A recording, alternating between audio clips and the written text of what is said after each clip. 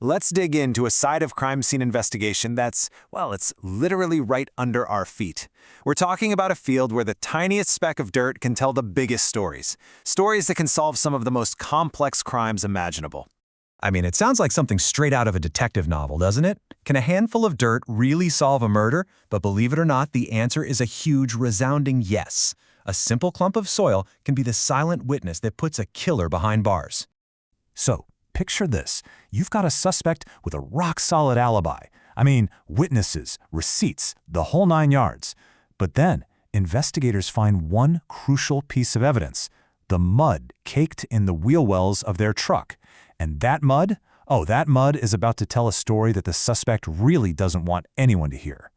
Okay, so how can a patch of mud completely unravel a perfect alibi? Well, to get that, we need to dig into the fascinating science of forensic geology. So what are we even talking about here? Forensic geology, sometimes called geoforensics, is basically the science of using earth materials, soil, rocks, minerals, you name it, as evidence to help answer questions in a legal investigation. In the hands of an expert, it can be incredibly incriminating. The whole idea, the absolute key to all of this, is that every single location on the planet has its own unique geological signature. The specific mix of minerals, rock fragments, even pollen and organic matter creates a profile that is as unique as a human fingerprint. A single grain of sand can tell a whole story. I mean, no two places on Earth have the exact same soil. And you know, this isn't some brand new idea. The first time this was ever used in a documented case was way back in 1856. A thief stole a barrel of silver coins and, to hide the theft, refilled it with sand. Well, a scientist named Christian Ehrenberg got his hands on it, put that sand under a microscope, and was able to match it to a specific railway station. Just like that, they cracked the case. It's just this brilliant early example of science in action. All right, so how do modern-day investigators actually follow this trail of dirt? Well, it comes down to this really careful 3-step process. First, they collect what are called question samples. That's the mystery dirt, right? The stuff from a suspect's boots or a shovel or the floor mats of a car.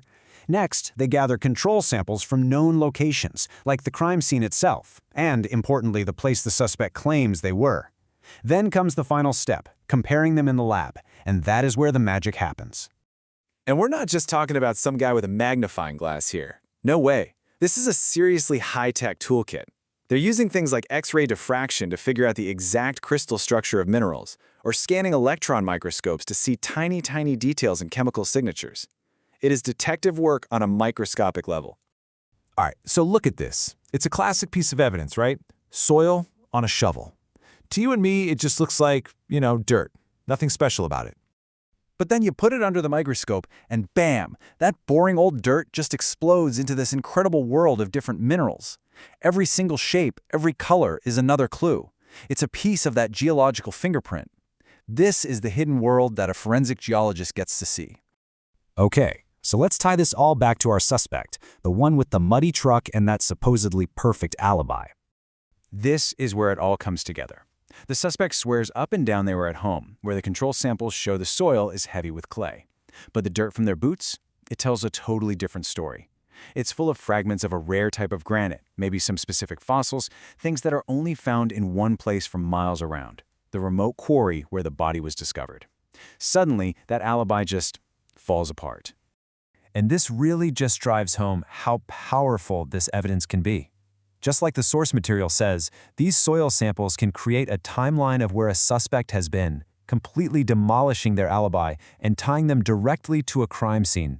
You just can't argue with it. The dirt doesn't lie. It is such a fascinating field, right?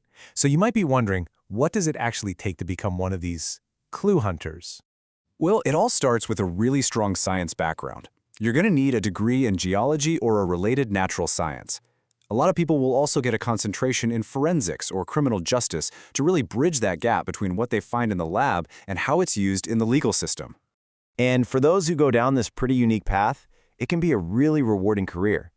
The national average salary for a job in forensic geology is almost $85,000 a year. So yeah, solving crimes with science, it can definitely pay off. So the next time you're wiping mud off your shoes, just pause for a second and think about it. Every single speck of dust, every grain of sand has its own history, its own place of origin. It really makes you wonder, doesn't it? What stories are hidden in the ground, right under your feet, right now?